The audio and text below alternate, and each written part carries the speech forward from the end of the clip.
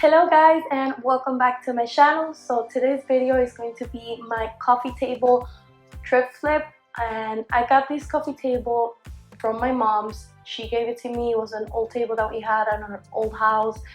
I never really liked it. It was really brown and ugly and really outdated. So because I didn't have a coffee table currently at my house, I decided to make it over, make it more modern, make it my style, and I thought it was a good idea to share with you guys so you can see that with little materials like I've used and just a few hours of your day, you can make over things and you're recycling and also saving money.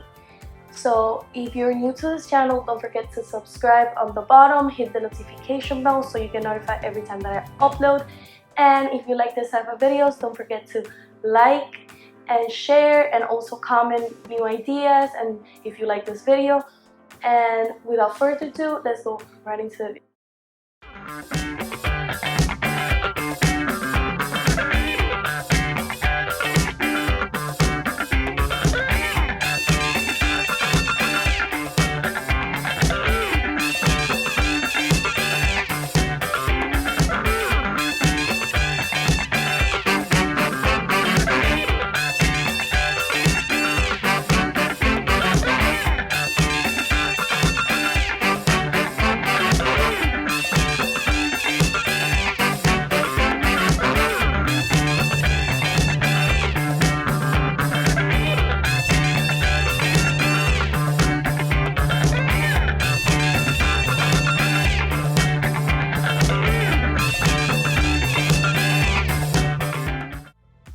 The first thing that I did was sand down all the surfaces.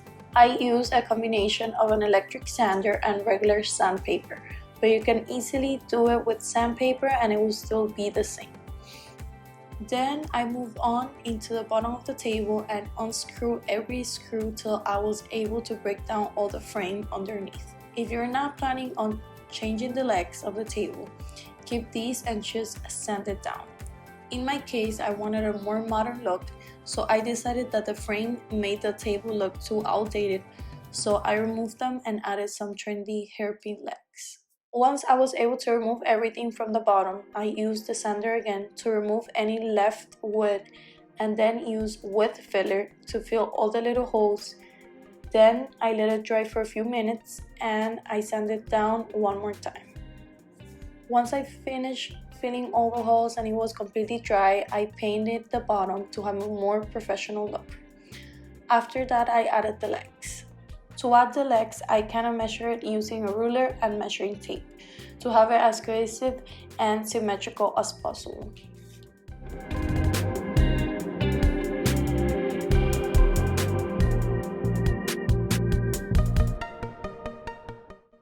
To add them, I use a regular screwdriver, but you can also use an electrical one, which will make your work much easier.